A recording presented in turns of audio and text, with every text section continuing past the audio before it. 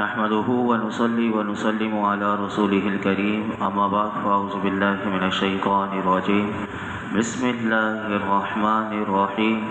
ولقد صدق عليهم ابلیس ظنه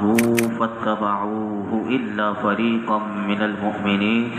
اور بے شک ابلیس نے ان پر اپنا گمان سچ کر دکھایا تو وہ لوگ شیطان کے پیروکار بن گئے سوائے مومنوں کے ایک گروہ کے۔ اللہ رب العالمین نے اس آیت کریمہ میں ارشاد فرمایا کہ ابلیس جو گمان رکھتا تھا کہ وہ بنی آدم کو شہوت، حرص اور غضب کے ذریعے گمراہ کر دے گا، جب اللہ رب العالمین کی بارگاہ سے اس مردود کو نکالا گیا تھا تو یہ اپنے گمان کے ذریعے کہ بنی آدم کو شہوت کے ذریعے، لالچ کے ذریعے اور غصے کے ذریعے، غضب کے ذریعے میں گمراہ کر دوں گا، یہ گمان جو اس کا تھا اس نے اہل سبا پر اور مفسرین فرماتے تمام کافروں پر سچا کر دکھایا کہ وہ اس کے پیروکار بن گئے اور شیطان کی اطاعت کرنے لگے۔ حضرت حسن رضی اللہ تعالیٰ عنہ فرماتے ہیں کہ شیطان نے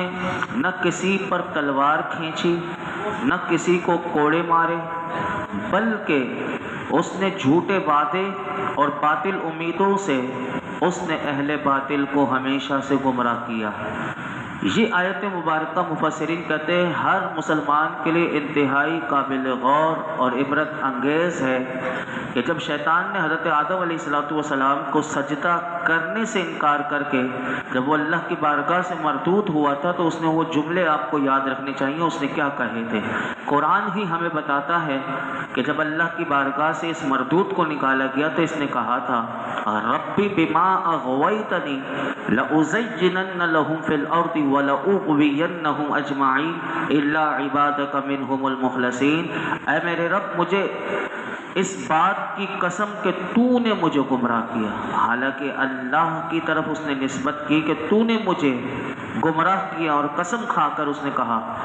کہ میں ضرور زمین میں لوگوں کے لیے نافرمانی کو خوشنما بنا دوں گا اور میں ضرور ان سب کو گمراہ کر دوں گا سوائے ان کے کہ ان میں سے جو تیرے چنے ہوئے بندے ہیں، یعنی جو تیرے چنے ہوئے بندے ہیں ان پر میرا زور اور وہ نہیں چلے گا، باقی جتنے بھی ہیں میں ان کے لیے نافرمانی کو خوشنما بنا کر پیش کروں گا۔ آج بھی آپ دیکھ لیں کہ جو گناہ کرتے ہیں دلیری سے تو ان کے سامنے ایسا خوشنما بنا کر پیش کرتا ہے کہ گناہ نہیں لگتا۔ اب عقل مندی کا تقاضا تو یہ تھا کہ ہر انسان اللہ رب العالمین کے اطاعت و فرما برداری میں مصروف رہتا اور اس اپنے ازلی دشمن کہ جس کے بارے میں اللہ تعالیٰ نے ہمیں بتا دیا تھا کہ شیطان کے مکر و فریب سے ہوشیار رہنا اور اس کے بچھائے ہوئے جال میں نہ پھنسنا، لیکن افسوس کہ شیطان کے بہکاوے میں آ کر انسان نے اللہ کی نافرمانی کا راستہ اختیار کیا۔ یہ بھی بات یاد رکھیے گا کہ شیطان انسان کو گناہ اور کفر اور گمراہی پر مجبور نہیں کر سکتا، یہ یاد رکھیے گا، وہ مجبور نہیں کرتا، بلکہ اس کا کام صرف اتنا ہے کہ وہ دل میں وسوسہ ڈال کر بہکانے کی کوشش کرتا ہے، اور قیامت کے دن شیطان خود یہی کہے گا۔ یہ بھی اللہ نے ہمیں بتا دیا کہ وہ کوئی یہ نہیں کہے گا کہ اللہ کی بارگاہ میں شیطان نے مجھے مجبور کر دیا تھا، اس وقت شیطان جو جملے کہے گا قیامت کے دن بھی وہ بھی ہمیں اللہ نے بتا دیا قرآن میں، فرمایا وما کان لی علیکم من سلطان الا ان دعوتکم فاستجبتم لی، مجھے تم پر کوئی زبردستی نہیں تھی مگر یہی کہ میں نے تمہیں بلایا اور تم نے میری مان لی، لہٰذا اس فریبی، اس مکار، اس دھوکے باز سے ہم سب مسلمانوں کو ہر وقت ہوشیار رہنے کی ضرورت ہے۔ اور اللہ فرماتا ہے وَلَا يَغُرَّنَّكُمْ بِاللَّهِ الْغَرُورُ کہ ہرگز بڑا فریبی تمہیں اللہ کے بارے میں فریب نہ دے۔ اور شیطان کیسے کیسے وسوسے ڈالتا ہے، ہر ایک کے پاس اسی کے لحاظ سے آتا ہے، کوئی اگر جتنا پڑھا لکھا ہے تو اس کے سامنے پڑھے لکھے کی طرح آتا ہے، کوئی جاہل ہے تو جاہل کے سامنے جاہل کی طرح، کوئی عالم ہے تو عالم کے پاس بھی، ہر ایک کے پاس شیطان آتا ہے، لیکن اللہ رب العالمین کی پناہ مانگنی چاہیے کہ اللہ اس شیطان سے ہمیں بچنے کی توفیق عطا فرمائے۔ اور اللہ تعالیٰ نے اسی آیت میں فرمایا کہ اہل سبا نے شرک و معصیت میں شیطان کی پیروی کی، البتہ مومنوں کے ایک گروہ نے دین کے اصولوں میں شیطان کی پیروی نہ کی۔ آگے اللہ تعالیٰ ارشاد فرماتا ہے وَمَا كَانَ لَهُ عَلَيْهِم مِّن سُلْطَانٍ إِلَّا لِنَعْلَمَ مَن يُؤْمِنُ بِالْآخِرَةِ مِمَّنْ هُوَ مِنْهَا فِي شَكٍّ وَرَبُّكَ عَلَى كُلِّ شَيْءٍ حَفِيظٌ۔ اور شیطان کا ان پر کچھ قابو نہ تھا مگر اس لیے کہ ہم دکھا دیں کہ کون آخرت پر ایمان لاتا اور کون اس کے بارے میں شک ہے،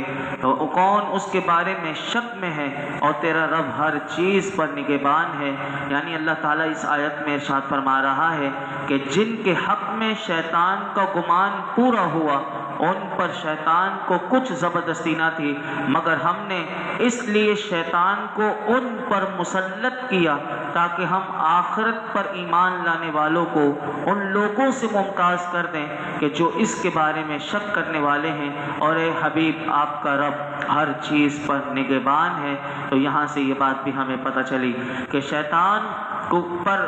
انہی لوگوں کو مسلط کیا گیا کہ جن کا آخرت پر ایمان نہیں، اور جن کا آخرت پر ایمان ہے تو ان لوگوں کو اللہ نے ممتاز کر کے بتا دیا کہ وہ کیسے ہیں، وہ چنے ہوئے بندے، کہ وہ شیطان کے وار سے اللہ ان کو کیسے بچاتا ہے۔ یہی بات اللہ رب العالمین نے ارشاد فرمائی۔ آگے ارشاد فرمایا قُلِ ادْعُوا الَّذِينَ زَعَمْتُم مِّن دُونِ اللَّهِ لَا يَمْلِكُونَ مِثْقَالَ ذَرَّةٍ فِي السَّمَاوَاتِ وَلَا فِي الْأَرْضِ وَمَا لَهُمْ فِيهِمَا مِن شِرْكٍ وَمَا لَهُ مِنْهُم مِّن ظَهِيرٍ۔ تم فرماؤ انہیں پکارو جنہیں اللہ کے سوا تم معبود سمجھتے ہو، وہ آسمانوں میں اور زمین میں ذرہ برابر کسی چیز کے مالک نہیں ہیں، اور نہ ان کا ان دونوں میں کچھ حصہ ہے، اور نہ ان میں سے کوئی اللہ کا مددگار ہے۔ اس آیت میں اللہ تعالیٰ نے فرمایا محبوب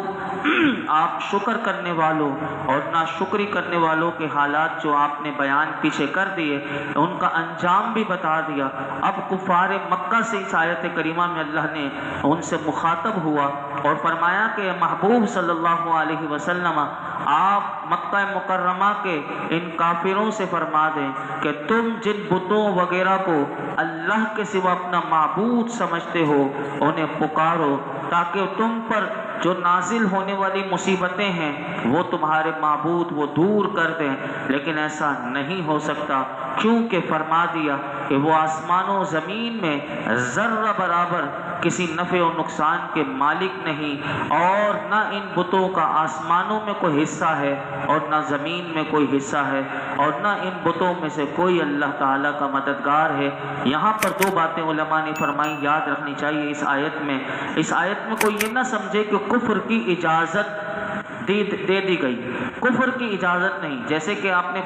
سنا کہ تم فرماؤ انہیں پکارو جنہیں اللہ کے سوا تم معبود سمجھتے ہو۔ کوئی اس آیت سے یہ نہ سمجھے کہ کفر کی اجازت دے دی گئی، کفر کی اجازت نہیں بلکہ کفار کے عقیدے کی برائی اللہ نے اس آیت میں بیان کی، اور یہ بتایا کہ یہ جو بت ہیں یہ نفع اور نقصان کے مالک نہیں، کیونکہ انہیں تو انسان نے بنایا۔ اب جس کو انسان نے اپنے ہاتھ سے بنایا ہو، ہاتھ سے وہ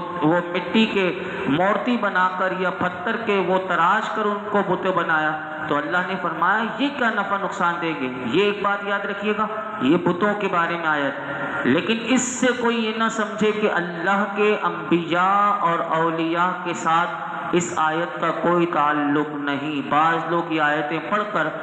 یہی آیتیں وہ اللہ کے نبیوں پر اللہ کے اولیاء پر چسپاں کرتے ہیں، اور وہ یہ کہتے ہیں دیکھو اللہ تعالیٰ خود فرماتا ہے، تو وہ ترجمہ یہی کرتے ہیں۔ اب سادہ سا انسان ہو ترجمہ یہی ہے کہ تم فرماؤ انہیں پکارو جنہیں تم اللہ کے سوا تم معبود سمجھتے ہو یا معبود ہے، تو وہ کہتے ہیں دیکھو تم انہیں اللہ کے سوا پکار کر دیکھو یہ جو قبر میں چلے گئے انبیاء کو اولیاء کو، تو بعض لوگ وہم و گمان میں آ جاتے ہیں، تو کہا یہ کوئی نفع نقصان نہیں پہنچاتے، ایسی بات نہیں ہے۔ معبود یہ جو بتوں کو بناتے تھے معبود، اللہ نے انہی کافروں کو کہا تم انہیں پکارو، یعنی تم توحید کو سمجھو کہ اللہ رب العالمین ہی ہے، اور اللہ کے انبیاء اور اولیاء جو ہیں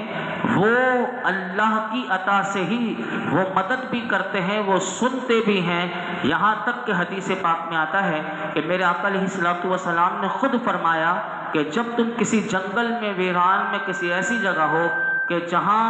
تمہیں کسی کی مدد کی حاجت کی ضرورت ہو اور وہاں تمہیں کوئی نہ مدد کے لیے ہو، تو تم یہ پکارو یا عباد اللہ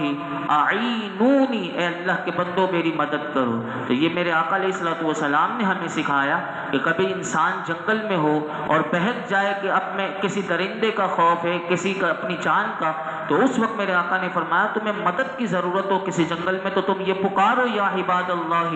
اعینونی، اے اللہ کے بندو میری مدد کرو۔ مفسرین محدثین اس حدیث پاک کی تشریح کرتے ہوئے کہتے ہیں کہ اس سے یہ حضور نے اس لیے فرمایا کیونکہ اللہ کے کچھ بندے ایسے ہیں، فرشتے ہیں، اسی طرح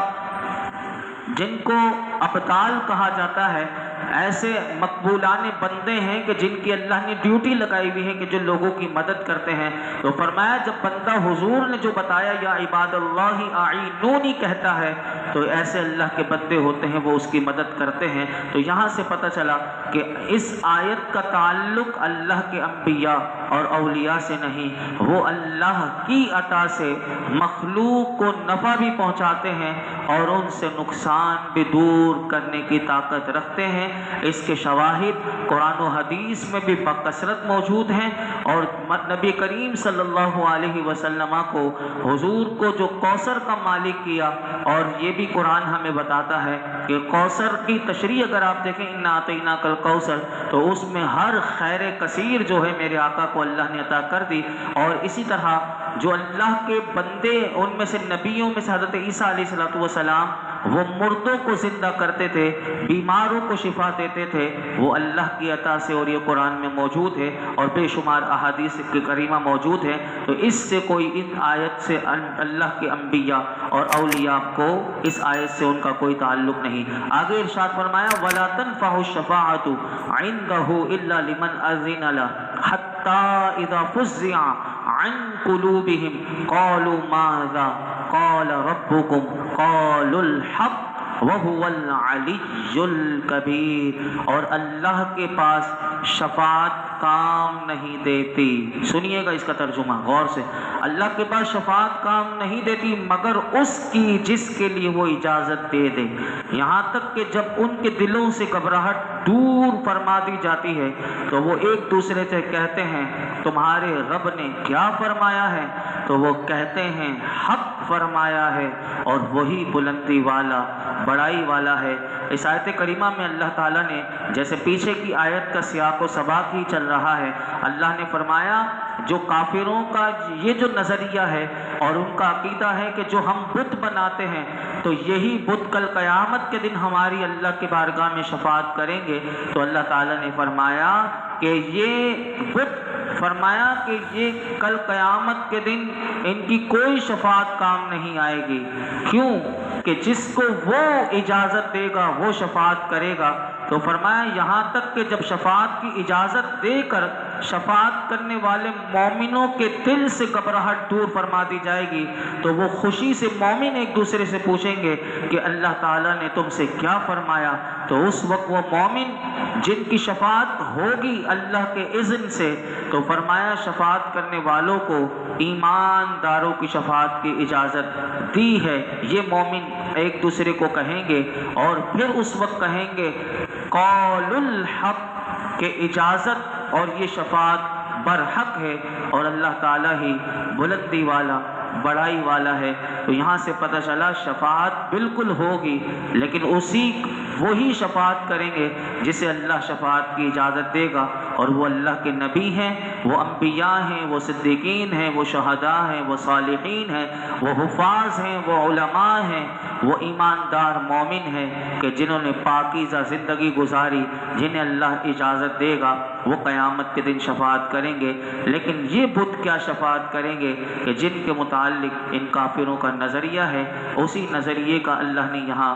رد کر کے بتا دیا کہ اللہ کے پاس شفاعت کام نہیں دیتی مگر اس کی جس کے لیے وہ اجازت دے دے، یہاں تک کہ جب ان کے دلوں سے گھبراہٹ دور فرما دی جاتی ہے تو وہ ایک دوسرے سے کہتے ہیں تمہارے رب نے کیا فرمایا؟ تو وہ کہتے ہیں حق فرمایا، اور وہی بلندی والا بڑائی والا ہے۔ اللہ رب العالمین کل قیامت کے دن اپنے محبوب کی شفاعت سے ہم سب کو بہراور فرمائے، اور اللہ رب العالمین ہم سب کی دعائیں آج تک ہم نے جتنی کی ہیں آئندہ کریں گے سب دعاؤں کو قبول فرمائے۔ الحمدللہ رب العالمین والصلاۃ والسلام علی سید الانبیاء والمرسلین وعلی آلہ واصحابہ اجمعین۔ یا اللہ پاک جو کچھ سنایا اس میں کوئی غلطی کوتاہی ہو معاف فرما، اپنی بارگاہ میں قبول فرما، قرآن حکیم کا نور اور اس کا فیضان عطا فرما یا رب العالمین۔ تدبر قرآن، تفکر قرآن کی دولت عطا فرما، مرتے دم تک ہر قسم کی گمراہی بدبختی سے، مولائی کریم زوال نعمت سے، اور مولائی کریم ہر قسم کے گستاخوں سے، بے ادبوں سے ہمیں محفوظ فرما۔ مولائی کریم جو ہمارا ازلی دشمن ہے شیطان، جو ہر وقت ہمیں تباہ کرنے کے لیے، برباد کرنے کے لیے، ہمارا ایمان چھیننے کے لیے، ہمیں گمراہ کرنے کے لیے اپنے وار کرتا رہتا ہے، اللہ ہم تجھ سے تیری پناہ مانگتے ہیں۔ اللہ اس مردود سے ہمیں اپنی پناہ عطا فرما، اس کے ہر وار سے اللہ اپنی پناہ عطا فرما یا رب العالمین۔ نفس و شیطان کے ہر وار سے ہمیں اپنی پناہ عطا فرما، ہر قسم کے گناہ جو ہم سے ہو گئے، دانستہ نہ دانستہ، صغیرہ کبیرہ، اللہ سب گناہوں کو معاف کر دے۔ ہمارے والدین کی، میرے آقا کی تمام امت کی مغفرت فرما، قرآن حکیم کا نور ہماری زندگیوں میں عطا فرما، مرنے کے بعد اس کا نور ہمیں قبر میں عطا فرما، اور اس قرآن کریم کی شفاعت کل ہمارے حق میں قبول فرما یا رب العالمین۔ آج تک جتنی دعائیں کی ہیں آئندہ کریں گے سب دعاؤں کو قبول فرما۔ یہ جتنے حاضرین موجود ہیں اللہ ان کی جو حاجتیں ہیں اللہ اپنے محبوب کے صدقے میں درس قرآن کی برکت سے سب کی حاجتوں پر اپنی رحمت کی نظر فرما۔ وصلی اللہ تعالی علی خیر خلقہ محمد وعلی آلہ وصحبہ اجمعین۔